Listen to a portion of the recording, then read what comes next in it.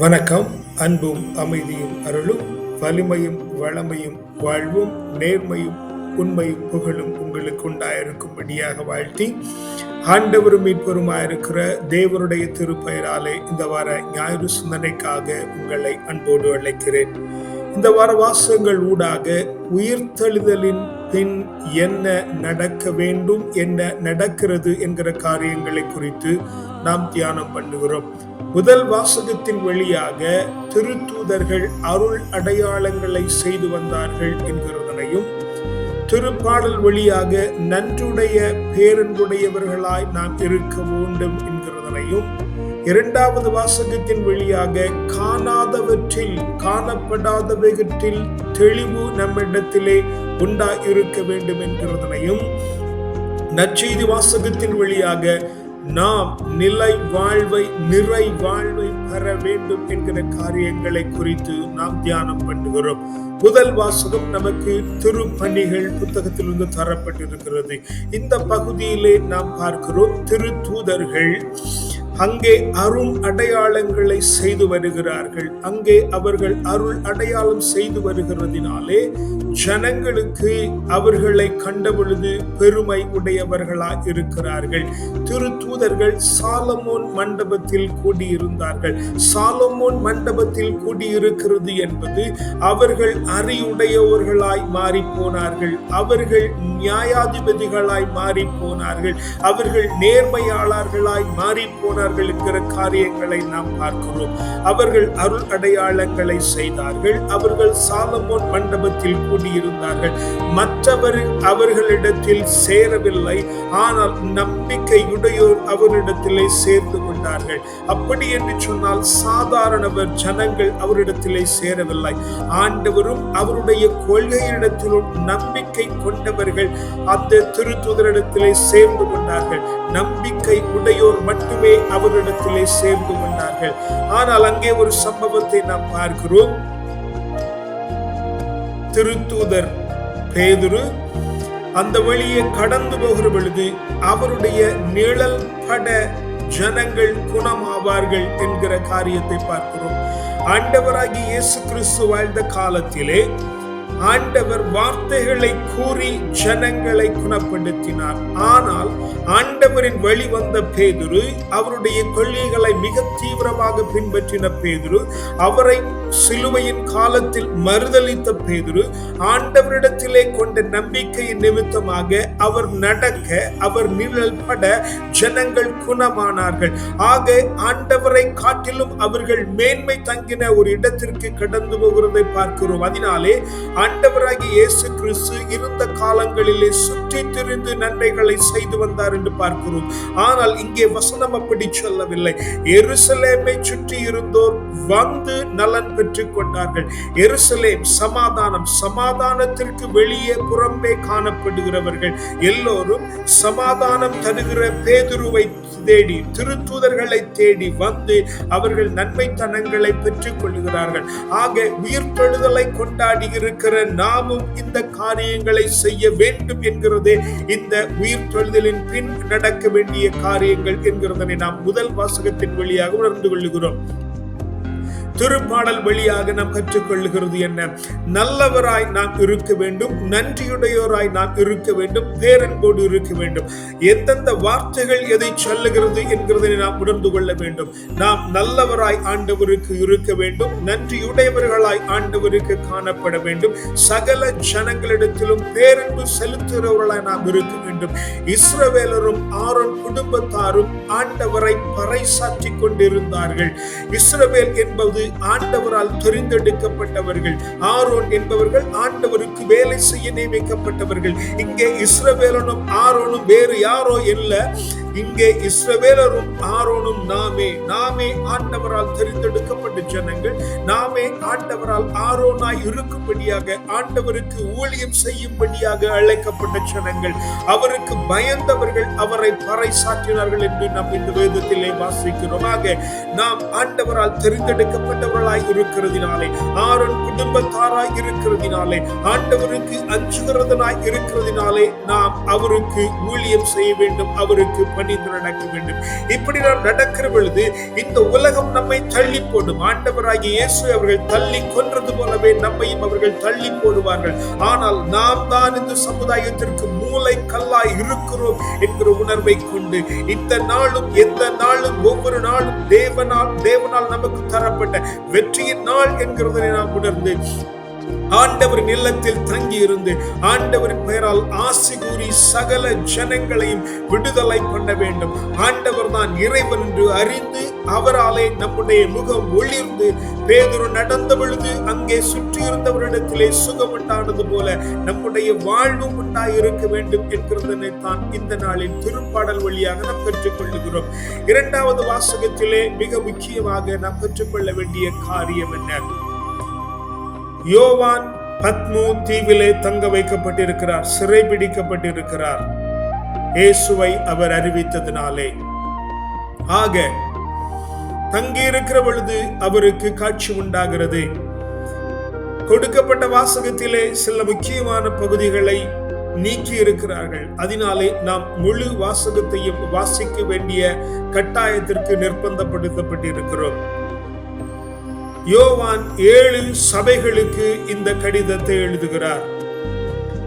7 சபைகள் அவர் எழுதியிருக்கலாம், ஆனால் இந்த நாளின் 7 சபையும் நமக்குள் இருக்கிறது என்கிற அறிவு நமக்கு வேண்டியது இருக்கிறது. 7 சபை எபேசு என்றால் நம்முடைய வாழ்வில் நாம் வைத்திருக்கிற விருப்பங்கள். செமிர்னா கடினமான மருத்துவ தன்மையுள்ள கசப்புள்ள நம்முடைய வாழ்வின் பகுதிகள். பெர்காமும் உயர்ந்த வாழ்வின் உயர்ந்த எண்ணங்களும் மேன்மையான எண்ணங்களையும் கொண்ட நம்முடைய வாழ்வின் பகுதிகள். தியத்ரா மிகவும் கடுமையாக நாமே நம்மிடத்திலே நடந்து கொள்ளுகிறதும் பிறரிடத்திலே நடந்து கொள்ளுகிறதுமான காரியங்கள். சர்தை தீவிரவாத குணமுடைய நம்முடைய எண்ணங்களும் நம்முடைய வாழ்வு முறையும். பிலதெல்பியா அன்புடை நம்முடைய நேரங்களும் அன்புடை வேளைகளும். லவோதிகேயா கற்றற்ற பொதுவான ஒரு எதிலும் பிடிப்பில்லாத தன்மையுடைய நம்முடைய நேரங்களும் வாழ்வு முறைகளும். இந்த 7 வகையான வாழ்வு முறைகளுக்குமான நற்செய்தி அங்கே தரப்பட்டிருக்கிறது.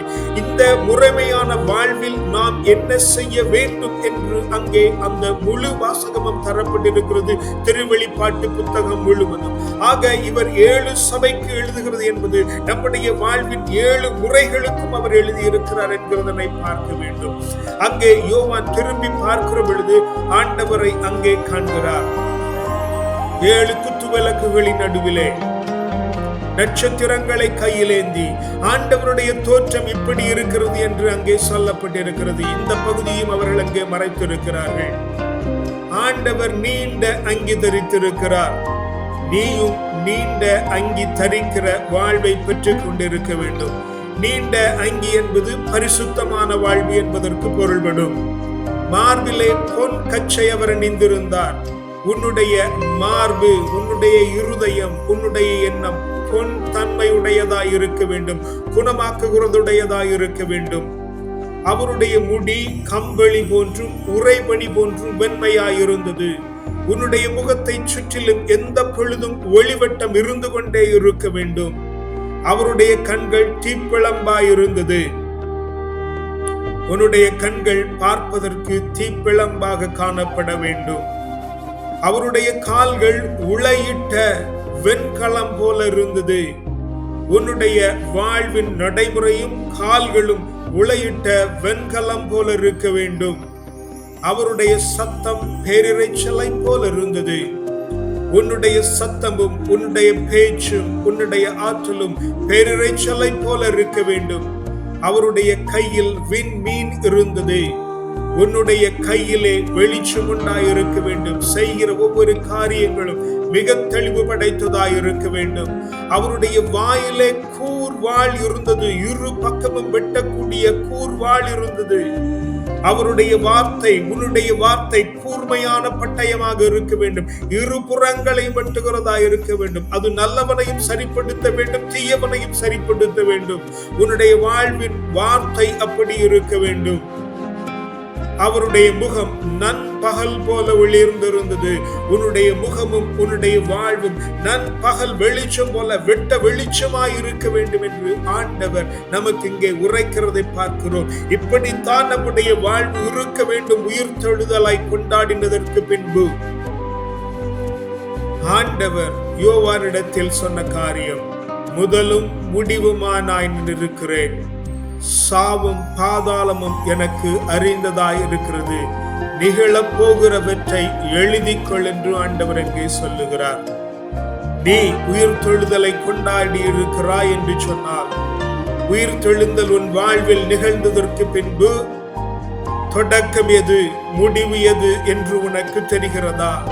உன் தொடக்கமும் உன் முடிவும் உனக்கு எது என்று தெரிகிறதா? சாவு பற்றின பயம் இன்னும் உனக்கு உண்டாயிருக்கிறதா? நீ உயிர்த்தெழவில்லை. பாதாளம் குறித்த பயம் உனக்கு உண்டாயிருக்கிறதா? நீ இன்னும் உயிர்த்தெழவில்லை.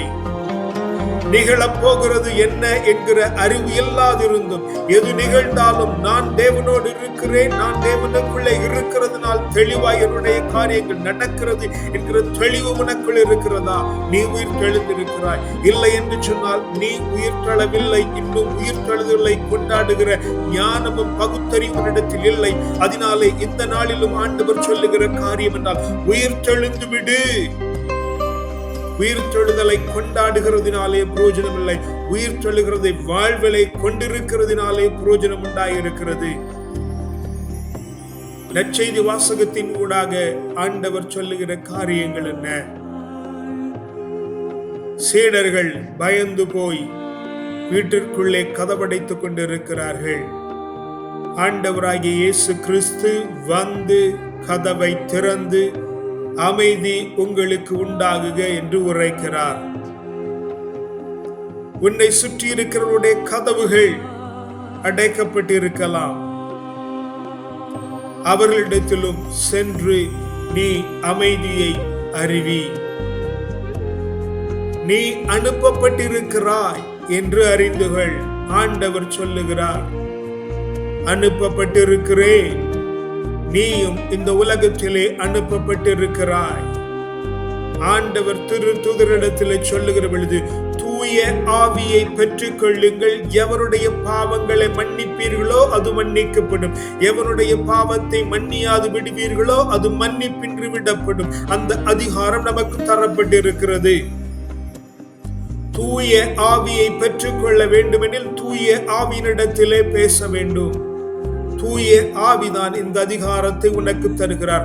பாவங்களை வெளியே மன்னிக்கிறதை விட்டு நீ செய்கிற பாவங்களை, நான் செய்கிற பாவங்களை நான் முதலே என்னில் மன்னிக்க வேண்டும். அப்படி மன்னிக்கிற பொழுது நான் அடுத்திருக்கிறவருடைய பாவங்களை மன்னிக்கிறதற்கு எனக்கு துணிச்சலும் தகுதியும் உண்டாயிருக்கிறது. தோமாவினிடத்தில் கற்றுக்கொள்ளுகிற காரியம் என்ன? ஐயங்களை தவிர்த்து விடு, அச்சங்கள் கொண்டிராதே. ஆண்டவர் உன்னோடு கூட இருக்கிறார். எந்த பொழுதும் உன்னுடைய சரீரம் ஆண்டவர் தங்கி இருக்கிற ஆலயமாய் இருக்கிறது. நீதான் அவருடைய ஆலயம் என்கிறதை உணர்ந்து அவரிடத்திலே நம்பிக்கைகள். இப்படி இருக்கிறதாலே காணப்படாதவைகளை குறித்து நீ கவலை கொள்ளாமல், எதை காணவில்லையோ அதை குறித்தும் நீ விசுவாசம் கொண்டவனாய் நம்பிக்கை உடையவனாய் இருப்பாய். உன்னுடைய வாழ்வு மேம்பட்டிருக்கும், உன்னுடைய வாழ்வு உயர்ந்ததாய் இருக்கும். நீ நிலை வாழ்வை பெற்றுக் கொண்டிருப்பாய், நிறை வாழ்வை பெற்றுக் கொண்டிருப்பாய். இந்த உலகத்திலே நிலை வாழ்வு இறப்பிற்கு பின்பு நிறை வாழ்வு இருக்கும் பொழுதே உண்டாயிருக்கும். உயிர்த்தெழுதலை கொண்டாடி இருக்கிற நாம் எந்த நிலையில் இருக்கிறோம் என்று இந்த நாளிலே ஆண்டவர் நம்மிடத்திலே கேட்கிறார். ஜெபிக்கலாமா? அப்பா பிதாவே, நல்ல நாளுக்கும் நல்ல வார்த்தைகளுக்குமாய் உமக்கு நன்றி சொல்லுகிறோம். ஆண்டவரே தேவரீர், இந்த நாளிலும் இந்த நல்ல வசனங்களை தந்து எங்களை தேற்றி இருக்கிறதுனால உமக்கு நன்றி சொல்லுகிறோம். ஆண்டவரே வாசித்த வாக்கியங்கள் படி ஆண்டவரே திருத்தூதர்கள் போல ஆண்டவரை நாங்கள் வல்லமை படைத்தவர்களாய் மாற தேவரின் கிருபை பண்ணுவீராக. நம்பிக்கையுடையோர் மாத்திரம் எங்களோடு சேர்ந்து ஆண்டவரே, சாலமோன் மண்டபத்திலே நாங்கள் தங்கி இருந்து ஆண்டவரே, நாங்கள் போகிற வழியிலும் வருகிற வழியிலும் நடக்கிறவர்கள் சுகத்தை பெற்றுக் கொள்ளுகிறவர்களாய் தேவரீர் மாற்றுகிறதற்காய் நன்றி ஆண்டவரே. அப்பா, நன்றியுடையவர்களாய், பேரன்புடையவர்களாய், இஸ்ரவேலராய், ஆரோன் குடும்பத்தாராய், ஆண்டவருக்கு பயப்படுகிறவர்களாய் நாங்கள் என்றென்றும் ஆண்டவரே மூளை கல்லாய், தள்ளப்பட்டாலும் மூளை கல்லாய் நாங்கள் இருக்கிற ஞானத்தை எங்களுக்கு தருகிறதற்காய் நன்றி ஆண்டவரே. யோவானை போல ஆண்டவரே, எங்களுக்குள்ளே காணப்படுகிற அந்த 7 சபைகளுக்கும் ஆண்டவரே, எங்களுக்குள்ளே காணப்படுகிற அந்த 7 வாழ்வு முறைக்கும் ஆண்டவரே, நல்ல செய்தியை அறிவித்து ஆண்டவரை போலப்பா, எஸ், ஒளி மிகுந்த கண்களும் ஆண்டவரே, வாயில் மிக தெளிவான கூர்மையான வார்த்தைகளும் ஆண்டவரே, முகங்கள் எப்பொழுதும் பிரகாசமாய் ஆண்டவரே, வாயிலே வருகிற வார்த்தை இருபுறமும் கருக்குள்ள வார்த்தைகளாய் ஆண்டவரே, எங்களுடைய வாழ்வும் நடைமுறைகளும் ஆண்டவரே வெண்கலமாய் ஆண்டவரே, கையிலே விண்மீன் ஏந்தியவர்களாய் ஆண்டவரே, முகமும் வாழ்வும் நண்பகல் போல வெளிச்சமுடையதாய் ஆண்டவரே, எதை குறித்தும் கவலை கொள்ளாமல் காணாதவைகளிடத்திலும் தெளிவுடையவர்களாய் தேவரீர் எங்களுடைய வாழ்வை மாற்றி இருக்கிறதுனால நன்றி சொல்லுகிறோம் ஆண்டவரே. நற்செய்தியில் நாங்கள் வாசிக்கிறபடி ஆண்டவரே,